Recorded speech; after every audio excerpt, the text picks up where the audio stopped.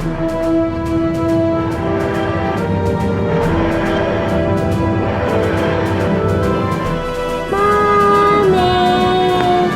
Please let me in. I am my mommy.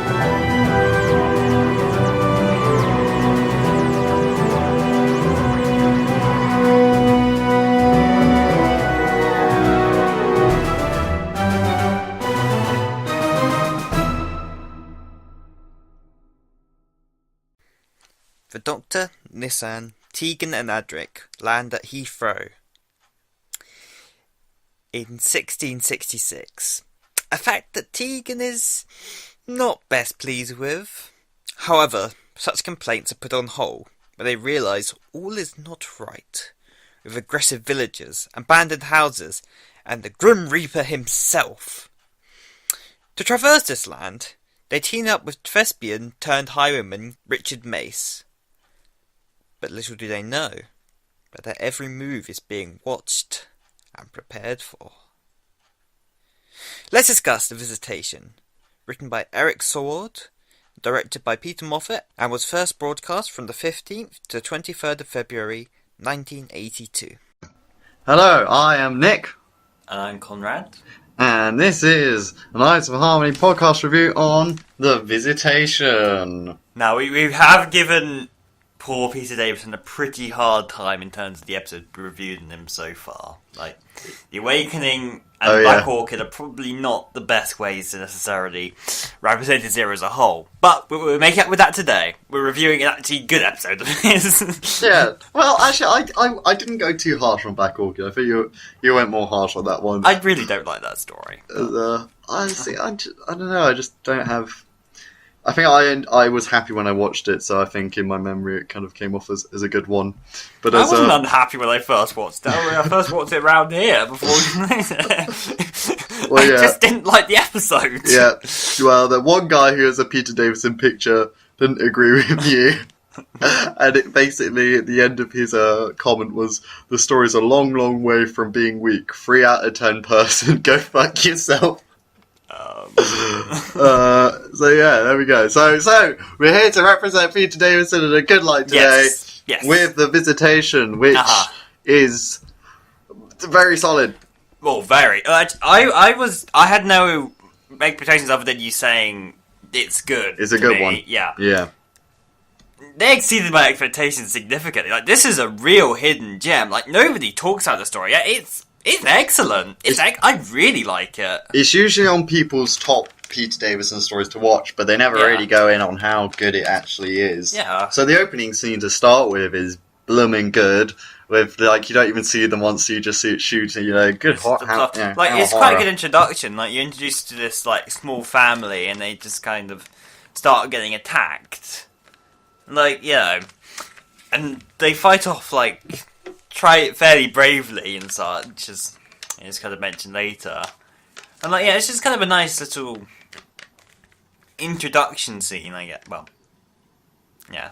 It's setting up the rest of the story, and what's good about this story is it has the villains already established in the area. They've already taken over by the time the Doctor arrives. Like, the Doctor doesn't arrive at the same time, like the Time Warrior, for example, with Link's, Sontaran.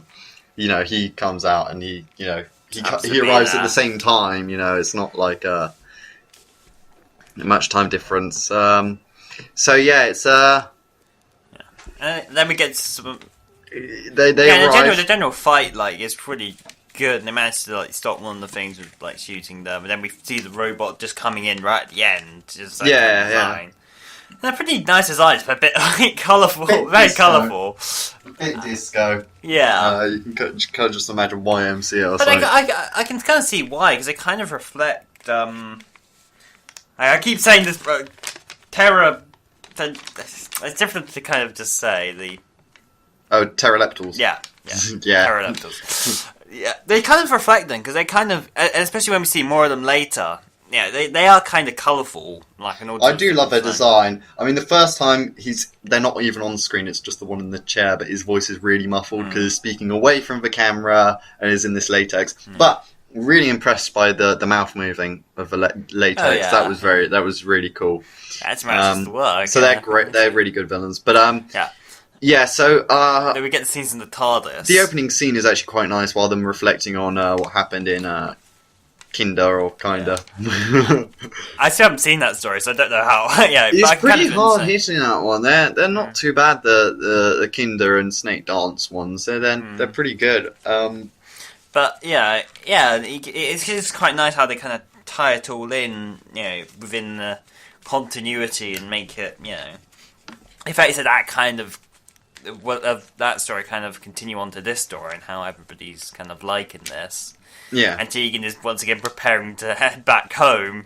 Yeah. And once again doesn't make it. Little does she know. Yeah. That they're just 300 years early, which I thought was quite good. Yeah. But yeah, what I love it about Peter Davison in this one is he's just very human. Yeah. He's just very human about him, it's very good. He understands emotions, but he also has his own, it's good. And actually, as he comes out the TARDIS, he puts his hands in like his trouser pockets, and he looks like just like the 10th Doctor there.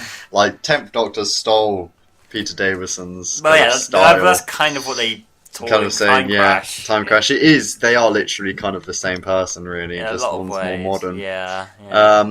So yeah, then they kind of start. Yeah, it's just kind of like because each one of them are kind of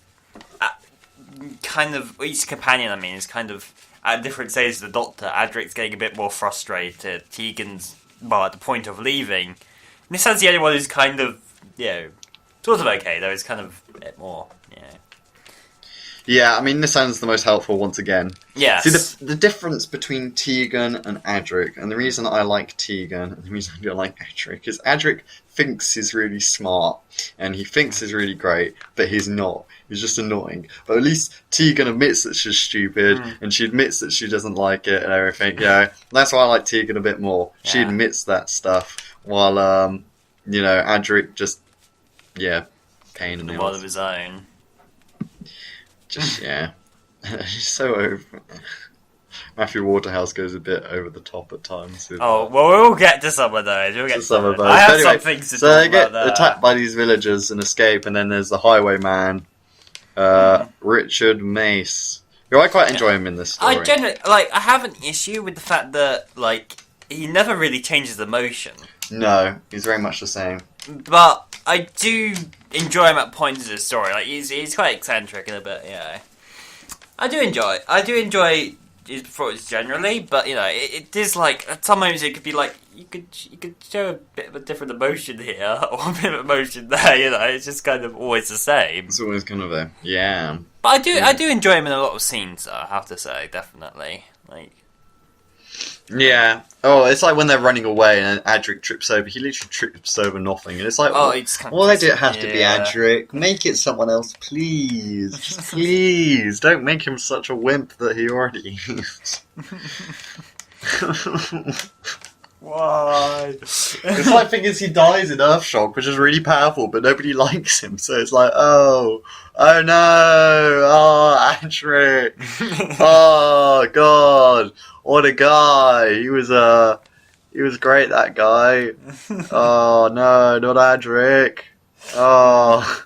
See, if it had been like Nissan or someone who got blown up, then that would have been way more hard hitting. The one thing that they did do, because they actually get into a small scuffle with the villagers. The Doctor he hits one of them over the head, and then the other two kind of bundle him over Adric. Oh yeah, Adric crawls behind them and they just shove him over. Well, no, I kind of took it as he kind of tripped at some point again. I kind of wish it was that. Yeah. No, I just kind of like that because it's just kind of a nice kind of. In a lot of fights, especially in Doctor Who, you don't really get characterization with it. It just kind of just works for the characters, just kind of. Just push over. I just thought that was kind of a nice moment there. Also, I have to say, it was interesting because, actually going back a little bit, but we see the TARDIS bedrooms. Yeah. You see that quite a bit in the Peter Davison era, actually. Not in the story which I've watched. Not in the stories you've watched, but in the Davison era, you see those quite often, actually. You see quite a few rooms. Yeah. I know you see a few more rooms there, because I think you see Nissan's room quite often, actually. But yeah, no, I know that you see the rooms more often than usual. But you never see them ever again, pretty much. Yeah, I wish they showed more rooms in the TARDIS. Yeah, because as of now, other than when they did Journey to the Centre of the TARDIS, we've literally just had the Which main they barely controls. went in any rooms. It was just corridor after corridor after corridor. The corridors and also the library, I guess. And then they showed the swimming pool briefly. They showed an Iron of Harmony. Yeah. But, It'd be kind of nice to see a bit more of the TARDIS again at some point, because it has been a very long time since we properly explored it. Well, I'd seen at least more than the console room, because like the entirety of last season was pretty much just exclusively the console room. Yeah. And the season before. Yeah, it would be nice just to see a bit more, really. Yeah. But I guess it doesn't really work in a story unless it's... Well, they could find a way. Anyway, yeah. Interesting time period, this, actually. Oh, yeah. Like, yeah... This was the first historical story for several years, I think, wasn't it? Ish. It's the... Well, it was preceded Black Orchid was the first yeah. historical story which had no aliens. Yeah. But yeah, this was the first one for a while, I think. Yeah. Scanning my collection. Yeah. City of Death? Yeah, City of Death was a bit historical. I guess was probably the last one. Yeah, the one before that. And there was a big gap. So it'd been a few years. Tales of Wing Chang was a bit historical as well. Yeah. And like, it's an interesting time period to go to in the middle of the plague and all that. Like, but then they don't really show much of a plague, which I kind of like, though. They didn't, like, concentrate on that too much. Yeah, because that kind of was already putting people on edge, but, like, having that... Well, no, it was important to the plot, actually, but it wasn't, like, the main Yeah, focus. I like their plan, releasing rats with, like, a super disease so that nobody super noticed. plague, yeah. The super plague to make sure it kills everyone off. Yeah, which that is was very great. cool. And fit, like, because, people from that time wouldn't notice the difference between that and the standard plague, so it would just, like, completely wreck everyone. Like, it's great. It's a good plan. And I also, one thing which I think's sad is, like, the London set in the very last episode, when you briefly see it, is really nice set. It's a really nice set. But, like...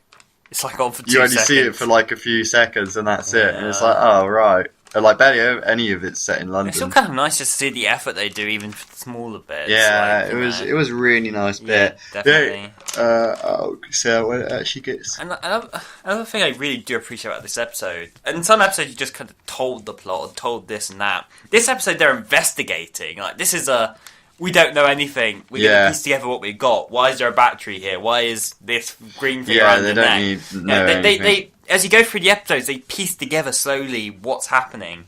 The only bit that was slightly off was that at some point, like, the Doctor just kind of says, this is during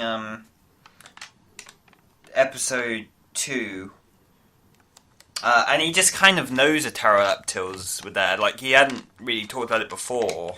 Like, he just kind of mentions them. He does that a lot. Like, he does something, Tegan asks him what he's doing, and he just ignores her, and she asks again, and then he eventually says, it's like, well, why didn't you just tell her the first time? Well, like, he was looking for the pteroleptils on the map or something, it's like, oh, you don't know something, you can't find something until it's found, or something. I wasn't looking for anything until I found it. Or something like that. It was weird, it was like, okay, that still doesn't really answer it, but... Cool. No, but he just sort of like, because like they're kind of investigating, and they get to the ship, and it's just in the middle of that where he just kind of mentions the pterodactyls. I guess he recognised the ship, but like there wasn't any mention of them before that. He kind of it's the only thing that kind of breaks that whole kind of investigation pace, I feel. Yeah. But other than that, actually, it's just kind of nice that they just kind of don't know anything and just kind of. It feels like kind of a detective story in a way. The first cliffhanger sucks, though. Doctor, where are you? Damn! Door closed! No! The door closed and got locked, and it's Doctor, where are you? It's not like they're being, like, cornered or anything. Oh, actually, I got to mention this as well. So they come up to the front door, like they're taken to the manor, and they... Doctor and Nissan go in the back window, and the other guys are at the front. And then the High Run's like, what do we say if it's open? And Patrick's just like, hello. I do quite like that movement, though. The comedy in this is actually really on point. Like, it really, I was laughing at this like more than most other episodes, a vast majority of other episodes. It really is quite funny. I really do like the script in this one. It is a very, very solid. Like, story. I've got several quotes here which I'll be bringing out throughout the thing. But like, yeah, it's just excellent. Like, I just really, really like it. Like, it's just really funny and really well designed. I love the android dressed as Death. Now that is a really cool moment, especially when it comes up behind them. And it starts as a highwayman. I think it's really good having that, like using fear to control them is a great tactic, or something the Pteroleptal says, which is a great moment. When I first saw bits about this episode, which was kind of more the DVD cover than anything else, like I wondered, well, how does that kind of fit in? There are these green monsters and death, and like, how does that kind of work? But like, watching the episode, that makes... And because it's the plague, death coming for you. It's a bit strange because like the original DVD cover actually had death on the front. And actually, I really do like the original DVD cover for that. It's kind of it's quite nice, yeah. I don't like the special edition one quite as much in terms of just how it looks, though the restoration. I think the VHS version's pretty cool, but it has Black Orchid on there as well, which kind of ruins the bottom corner of it. If you just ignore the top bit, if you just ignore the bottom corner and just look at the top bit, just ignore cool. Black Orchid. Just in general, that's just general. The DVD's all right, the DVD covers, but it's literally the Peter Davison picture used in there, but just flipped. If you look at the DVD cover, it's not actually that good. No, I do just like it because like the original one kind of the way it has it with Death though is very cool. Death coming out the flames and kind of. But yeah, so the holographic wall's actually done quite well. That when they walk through it, it's quite a nice effect actually for the time. This kind of make it the other cliffhanger even more silly. It's just like, where are you, Doctor? Oh, I'm here. Yeah, come through. Come through. Here you go. Here's the door. Yeah. But yeah, I like how it splits them up. It shoots Tegan and knocks Adric out. Yeah, that's a pretty good moment. Yeah, the fact they actually kind of shot Tegan, and the way they split them up as well is pretty good as well. Yeah, and it's good. It's good. Is how it should work. Really, split them up into twos is really how it should work. Yeah, because like I have to say, this story also does this very well. In some stories, you get like a significant more focus on one companion than any of the others, and like some are ignored or some are kind of pitched to the back burner, which is the inherent issue of having that many companions at once. It's just that some won't get as much attention as others. I feel here it's quite nicely balanced and everybody gets something to do. Like yeah, and like I generally enjoy quite a lot of it, especially like Nissan's kind of arc in this. I guess. Nissan's always the most useful. Yeah, in basically every story. Best character. But yeah, no, it's good. What I like is the villagers all being under control. And then them slowly kind of winning back, they take one, when they take off. And then they just kind of convince everyone else. Yeah, it's good that, the villains have the upper hand even before the Doctor's there. They're established, they've got everything. Definitely. They've already kind of in control. It's up to the Doctor to kind of bring it back and stop the wider plan. Yeah. It is quite good. Also, I'd have to say, just in general, like, in this episode, the pacing is excellent. Like, really excellent. Like, I'd say no scene really goes wasted, really. Yeah. Like, everything has a purpose. Like, even if it's just a moment of them having a joke or something, It's like, everything feels like it kind of, nothing really feels padded. The only padded bit is when Adric I need to see the Doctor, goes out the TARDIS, gets caught by villagers, then he's been taken away, they see the android, they run off, and he goes back to the TARDIS. Yeah. That is the one really stupid few moments. Yeah, maybe. And then Nissan randomly walks out to greet him, and the android just comes around from behind the TARDIS like, Swiper from Dora the Explorer. It's basically what it's like. She comes out to say hello, out comes Swiper. It's like, android, no androiding. and then he gets inside and then he gets killed, which is really cool, actually, that destruction scene. Yeah. Lots of explosions. A bit ahead, and she has like a fire extinguisher thing. Oh yeah, well of course they have to have one. She just started to walk away from it. I was like, oh, you're just going to leave this fire going then? And then, they randomly showed the fire extinguisher bit. Also, I have to say, like, just in general, like, I know some of these sets are like in other places and such, but they're quite excellently like built. Oh yeah, no, Even it looks nice what they've done. Even like there was stuff like we went in London, but also like the pterodactyls ship and such. Yeah, they're all really quite nice very built nice. as well. Also, I kind of got a good chuckle out of the line when they're asking where the Doctor from. I think he comes from Guildford. You are a very stupid woman. Not a very original observation. Oh yeah, that was a good one by Tegan. Yeah, Tegan always has those good lines. Yeah, definitely.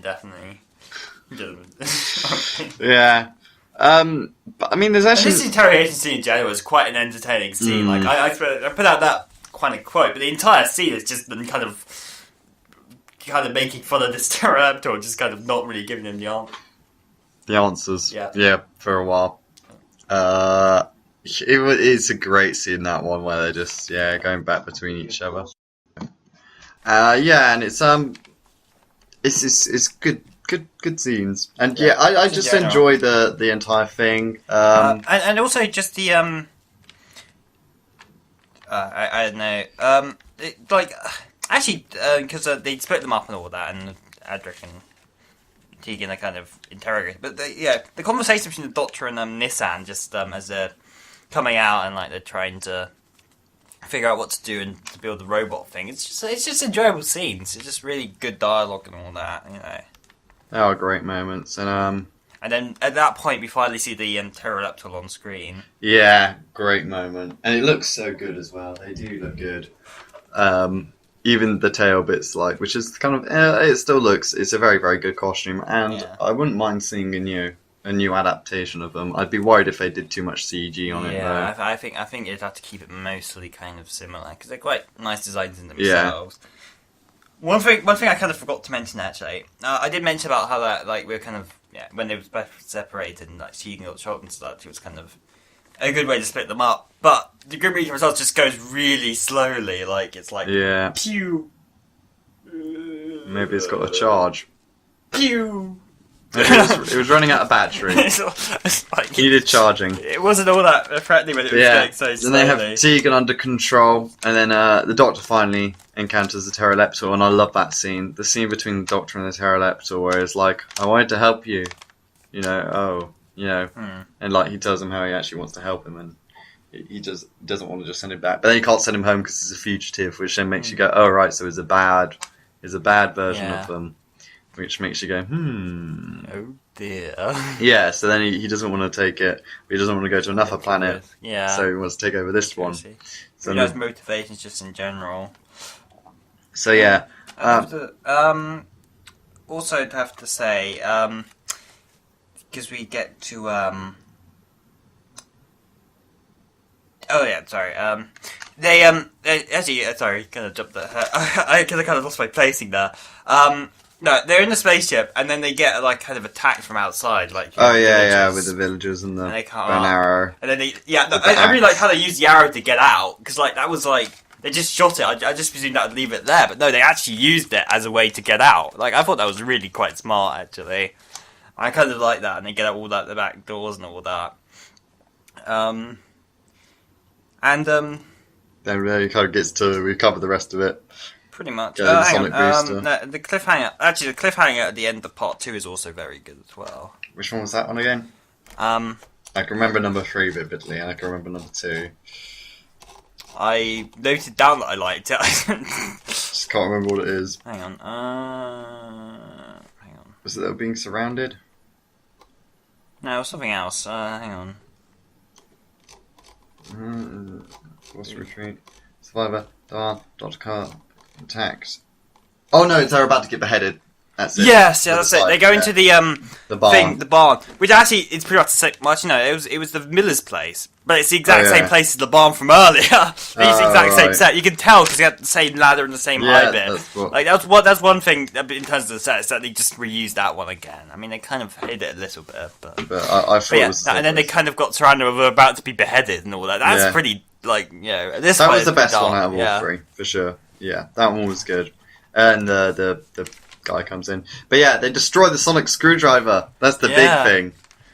pretty big moment there. That's a very big moment and a very bold move. Mm. And quite sad, really. It's like, I just feel as you've killed an old friend. Despite the fact that Sonic Screwdriver's changed a few times already. Well, no, and remember in the 50th anniversary, same Sonic, different casing. Which is basically like the... Remember Except they do for it the fact with that the wooden door. Matt Smith one was destroyed. Well, the David Tennant one was destroyed. Yeah, during but the Matt Smith he saves the memory. So one. he But just Thomas made uploads... a new one. Yeah, and it has the memory log of it. How? I don't know, Sonic stuff. It's just how it works. The Doctor would obviously make a backup of all the information you'd need. But a Sonic Screwdriver is a Sonic Screwdriver. It's a tool.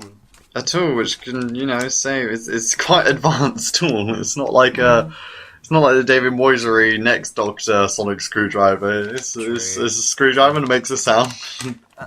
I really like how the pterodactyls communicate with the people under their control through force. Oh yeah, and it's like, think harder. Yeah. And I thought Concentrate on that was your unique words. because, like, yeah, a lot of them, it was very just different. kind of just talk, but or something for a communication device. But like, yeah, having to focus on it and as a way to communicate is interesting. I really did quite like that aspect. It's just kind of all interesting ideas. And at this point, Nissan's building the sound thing at the beginning of part 3, and like it's again she gets quite a lot to do here. Like she's kind of the one who kind of sets a lot of things into motion here. Like, it manages to destroy the robot, and like, and again, I mentioned earlier, I quite liked her arc here. It's like kind of building confidence here because like she was like, oh, I need the Doctor for this, I need the Doctor for that, and she does it. She builds the thing, and it works. By herself, yeah. Yeah, it's really great. I really like that. Yeah, it is nice. Though it's just sad because she killed a really nice robot. Which is nice as well. There's a good character moment. She's not just like, destruction, this, that. Well, it was it's kind of needed though. And then the Pteroleptor was changed location, and then there's two others on screen for a very short amount of time. Oh, hang on, the head here. Hang on. That's what happens after the Sonic Screwdriver. The Pteroleptor. That's at the there's the third cliffhanger, which so is the screwdriver happens at the end of part 3. Yeah. They move at the part 4. Yeah. Well, there's just the cliffhanger left, which is she's gonna open the rat cage. It's like, but the plague would get out anyway. I had one more other thing to say about part 3. Yeah, and we mentioned briefly about how it punished Adric coming in and out of the TARDIS. Oh my god, yeah. But the other thing I have to say is because he becomes pretty much like a moany teenager. Yeah. Like he's just like, well, I don't need him. Why did he leave us? Why did he leave us? It's like, it feels, again, it just feels like a whiny teenager here. And it's like he's being played by an adult, and you can tell it's an adult, so it's just painful. It feels kind of weird, it really does. Just use a child actor if you want a child. Yeah, that's just part of the desk, don't worry. It's okay, I know, I can put it back on though. Anyway. Now we're on to part 4. Yeah, well no, they're going to open the rat cage, which Yes. is really rubbish. It's like, look, it's a plague, it would get through the bars of the wood. Unless the rats are really want to bite you or something. It was, The rat's more threatening in the tons of Wing Chai than they were in this. I think it's kind of the implication that, the fleas would, though. They would still get out of a wooden cage. It's like... Was it, I don't know if was it discovered at this era that it was more the fleas and the rats, or was it still for... it was still the fleas, so... Because initially back in, for a while when they were discussing it, they thought it was the rats that passed on the plague, and it was instead of the fleas. I don't know if I think they said it was the fleas. Oh yeah, I think they mentioned fleas at one point. Anyway, okay, then it's a little bit silly. Not much happens in episode 4, really. They get out of that, and then they go find... They use the TARDIS... It's kind of a good way to get out of the situation, actually. I kind of did like that. They kind of... has to kind of very quickly kind of grab the stuff and knock things about and such. Yeah. Just kind of like that scene. And Doctor and Tegan kind of... Actually, they go for a bit of a kind of arc in this as well, because kind of like, she's upset at him for... by not getting them to Heathrow, Heathrow, and Doctor kind of has to try to make it up a bit, and, that continues on right up to this point, where they kind of hug it out and such, and, It's quite nice. It's quite nice. Yeah. And yeah, so we finally see the other two pterodactyls in London after the gorgeous set. The Doctor just scans it. The way he finds them's pretty cool, emitting whatever. Yeah. But I don't know, it's like there's just a really weird moment where Tegan asks him what he's doing. He ignores her. And she goes, "Oh, well, how did you know to look for that?" "Oh, I only started looking when I found it," or so. It was like, what? Okay. It was just being really weirdly obscure for no reason. Yeah, so they come in, and the two pterodactyls hide behind the door. They come in, they attack. Actually, it's quite a nice build-up, though. They're It's a nice build-up. Nice. Yeah. It's like... what did he say? It was like, "I underestimated you," or something. Yes, yeah. And he puts down the gun, and it's, "No!" But the fight scene is just hilarious. It's just like a load of pushing, kind of stink. Yeah. And then there's the fire. The fire scene, which is pretty... Yeah, the thing catches on fire, and it's how the Fire of London starts. Yeah. The pterodactyls just burn to The death. Doctor didn't make it a bigger point to try and go back in and save them, because it was Nissan who mentions that we should go save them, and he's like, "It's too late." I guess he already knew, but yeah, it's like you can't just let them burn to death, which was a bit cruel. Yeah, but that's what I was saying. I mean, you even see the skin bubbling. It's kind of gross. And one bubble bursts is yuck. The only thing which I think is a problem is they only show it's Pudding Lane. And if people don't know that the Great Fire of London, the Great Fire of London started on Pudding Lane, you're kind of like, what? Well, that's why you need to go. That's why you go and research it. You've got to know your history. Yeah, but back then, if you didn't have the internet. And besides from that, the Great Fire of London is always taught pretty widely in schools. Yeah, but I know that there was a fire. But if you told me, well, hey, what road was it on? I only know it would be on Pudding Lane because of Doctor Who.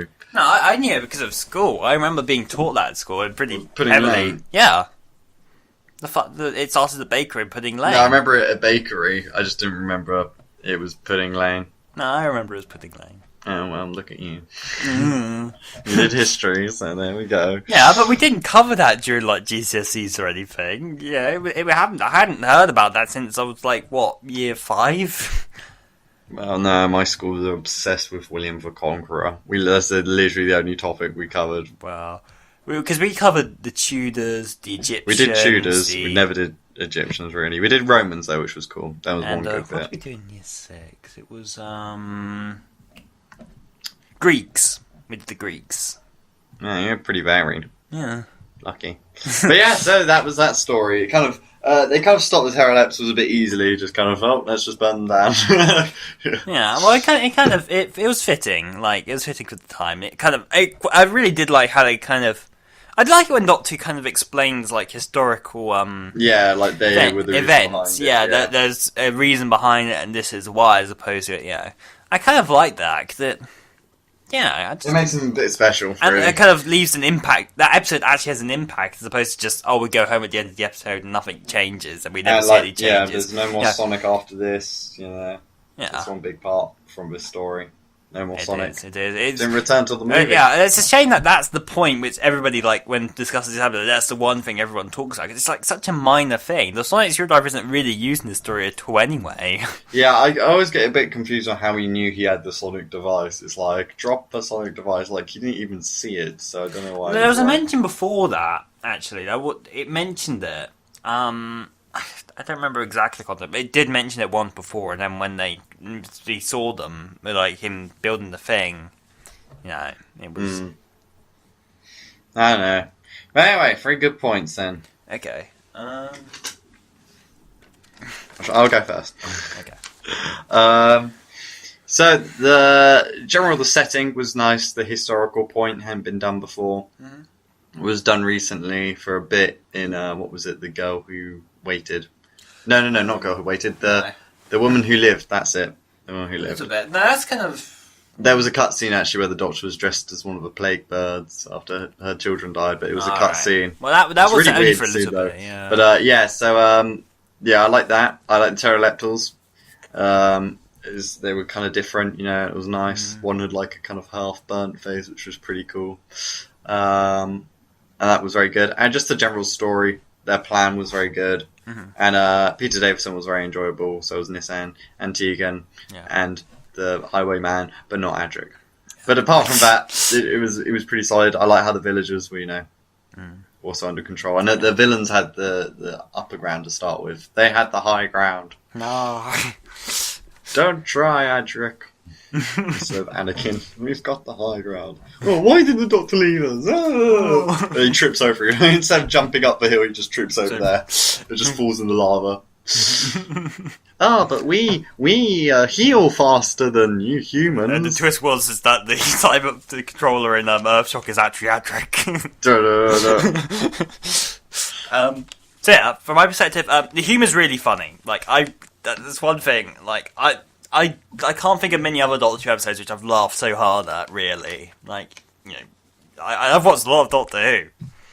This one is funny, like, but it's all in the right places as well. It doesn't feel like overpushed. Yeah, no, it's not a comedy, but it's really funny. Like, and I'd just put this under the script as a whole. Like, it's just great. Like, it's really great. The dialogue between the characters, the nice lines between them. Like, it's really great. Like, I was taken aback because, like, like, the episodes I've watched from the Fifth Doctor era. So I've watched some pretty decent episodes from the era, but like none of them feel like this, as it were. Maybe I've just missed out on a lot, but like, it's just really good. Okay, it's just really good. I would say the general acting quality is pretty high as well from most characters in this story. Like, I could see I like the Highwayman. No, I did say about his emotions earlier, not really changing, but I do generally enjoy him. Doctor here, this is one of his, like, Peter Davison's standout performances as Doctor. It really is. Like, in a lot of other stories, he is just sort of nice, in some other stories. Whereas here, he is like, as you described, more human, given a bit more to do here. Yeah, and he's not just nice. He gets a few moments where he's kind of a bit more sarcastic and snarky, or a bit like a bit more mean-spirited. But it's all, it just gives him more to do and more interesting things. Yeah, just more interesting things in general. And the Pterodactyls, they're just good villains. Like, I just really enjoy them as villains. They have quite an interesting, unique plan. And them in themselves, like, but kind of a bit like Sontarans, in some ways, kind of consider it more like art in some ways, like the warfare, yeah. Though they're like art and war and stuff in general, like and presumably the rest of their race would be a bit more cultured and such, and these are just kind of a bunch of like renegades and such. But I do like them as villains. Yeah, my 3 points. So bad points, I'd say the cliffhangers aren't super strong. Some of them are okay. Well, no, one of them's decent, but the rest is kind of they're kind of a bit weak. I would say that I think they were stopped a little kind of too easy. It was literally just a fire and just a bit of a squabble. I think maybe it should have been the Doctor sabotaged the gun or something earlier on, or something along those lines, or something maybe just a bit smarter instead of, like, the fire still should have happened and all that, but I think it should have just been a little smarter rather than the Doctor randomly picking up this fire thing to then, just hold it as he came into this room for not much reason, and it just happened kind of a bit too easily. Also, Adric. He's just bad. Poor Adric. Alright, for me, Adric becomes very much a whiny teenager here. Like, I know, Adric, you're growing up, but you're gonna keep your emotions. Because, he reminds you so much of the Artful Dodger. I think probably... he just comes kind of very whiny. Probably John Nathan Turner liked Matthew Warhouse. And that was basically it. Well, maybe. Well, decided to kill him off. Well, yeah, but I meant as a person rather than because I think they're both gay. I know Matthew. Yeah, no, they are both. I wouldn't. I know that like he was quite flirty, John Nathan Turner, apparently. So I don't know, but that's a different. Yeah. Possibly. I don't know why they thought an Artful Dodger would be a fitting thing for Doctor Who. Consider yourself. I would say, I'd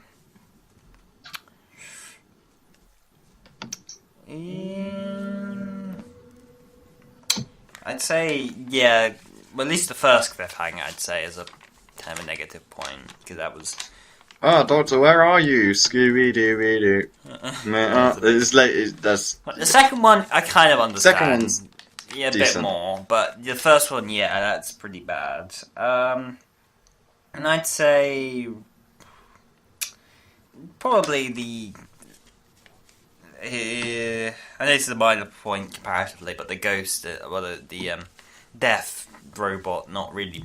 Yeah, it's a bit slow moving. Yeah, a bit. Also, slow. it kind of scraped its feet along the floor, which is not what a robot would do. Like you'd hear it in the TARDIS set. You know, it's like just as it was like just pick up your feet, mate. Put a bit of effort into it. You're in Doctor Who. Yeah. So yeah, I guess the nerdy. So the opening scene follows directly on from Kinder, the previous story. However, the Visitation was actually filmed before Kinder, so the actors had to act based off reading the script only, so they didn't really know. The pterodactyl weapon is the reason for the Great Fire of London. In the in Pyramids of Mars, the Fourth Doctor story, the Doctor says he doesn't want to start a fire. He's had enough of that in 1666. So it's like him talking about a future self of him. So maybe he saw that he got blamed for it or something. I don't know. Doctor's sonic screwdriver obviously gets destroyed here because John Nathan Turner thought it made it too easy for the Doctor to escape situations. In the original script, he got one back at the end. Yeah, he would have gone into a room where he went to a room full of devices in the TARDIS and get another one. But John Nathan Turner didn't want to get rid of the device, so he just didn't. They just got rid of it completely. Yeah, which is kind of weird. Yeah. The pterodactyls are mentioned in The Woman Who Lived. Slightly, he mentions the Great Fire of London and it's like, oh, there was a pterodactyls or something along those lines. What else is there? The working titles of the story were The Invasion of the Plague Men or Plague Rats. It's kind of... Invasion of a Plague Man would have been pretty cool. Yeah. The pterodactyl mask is the first use of animatronics in the series, which is why they look so good. Yeah, that's why they look good. Animatronics. Eric Sword.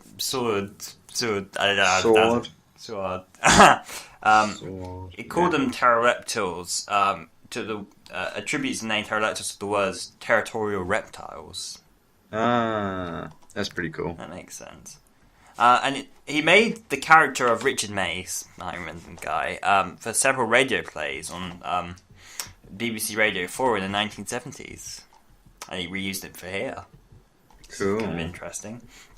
The original idea was suggested to Seward by a former girlfriend who had recently read about the plague and the fire. Adric says at one point as an outtake, well, no, it's actually in the episode, The Doctor and the Tegan. Which I missed that one, actually. And the Tegan. And the Tegan. And all the Tegans. Nissan says, we should go and get Andrid and Tegan. Andrid. She says Andrid instead of Adric. Because it was Android. Yeah. So Adrin. One part of the pterodactyl's laboratory uses a crystal from Horns of Nymon. I can't pronounce that word. But a crystal from Horns of Nymon.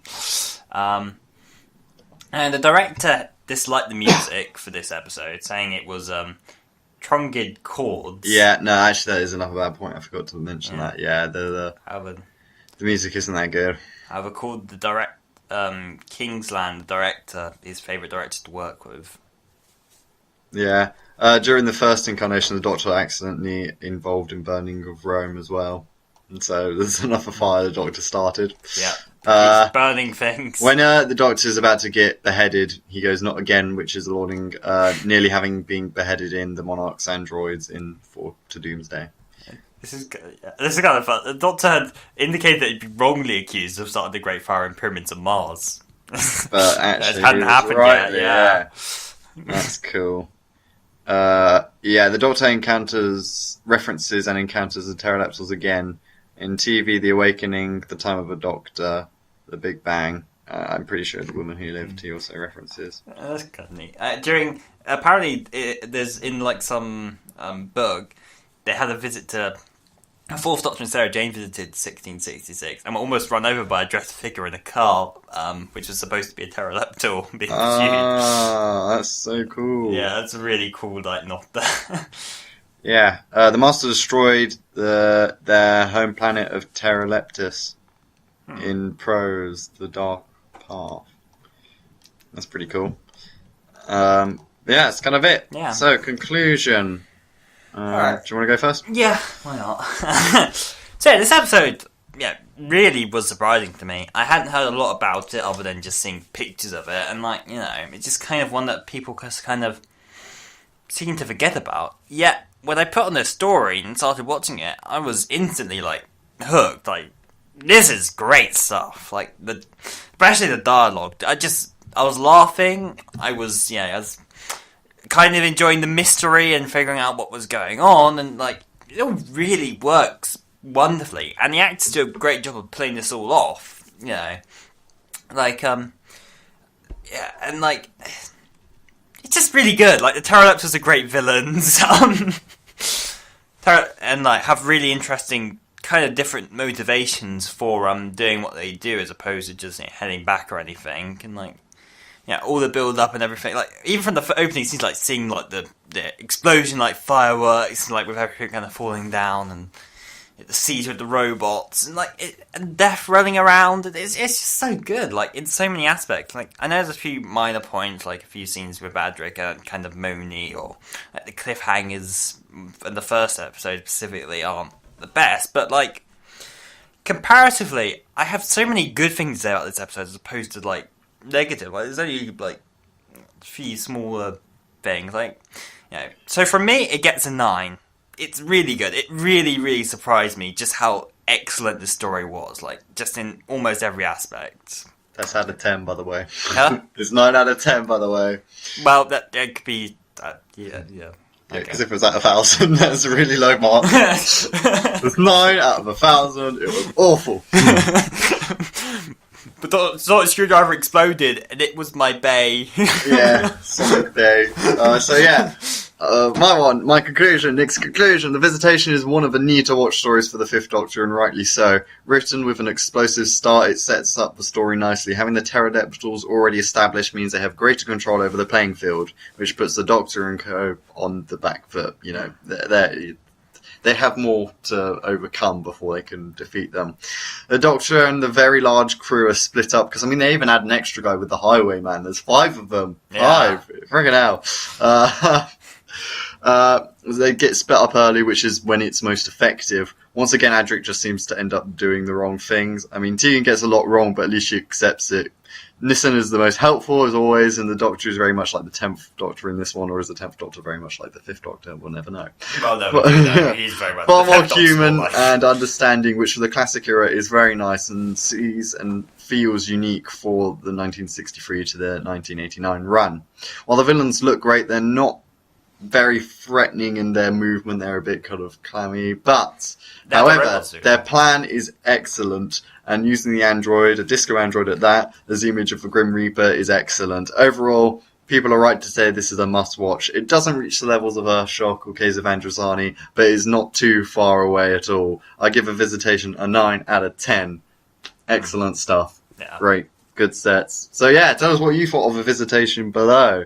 It'll be interested to see your thoughts. What did you think of it? Do you think it's the best? I think, kind of it's in the top 3. I think Caves of Androzani, Earthshock, and Visitation are cover the top 3 Peter Davison stories. I need to watch those other 2 again, though. Earthshock, I never even finished. I watched half of it. And Caves of Androzani, I watched kind of while in kind of the moment of on the bus. Yeah, no, Caves of Androzani is brilliant. But yes, Visitation, good one. Probably, I don't know, maybe better than Earthshock. I don't know. I need to compare. I need to watch Earthshock again to be able to say which one is the best between those two. Thank you very much for listening. We'll see you next week for another podcast review. Thingamajig. Stuff. Yeah, unless we die of the plague or something. So subscribe. Or not. we forgot to do this last time, but Yeah, we feel that. Yeah, or not. You know, you can't just take off the bracelet. Yeah, Just take out the bracelet. Yeah, you have to follow your own dreams and your own hopes and be your own person, as opposed to following what this bracelet thing, controlled by a weird lizard man, tells you to do. Do it for me, please. Do it for me. Just follow your dreams. Yeah. Follow Cool. your dreams. So yeah. Just don't be controlled by a bracelet. We'll see you next time. Boy! Boy.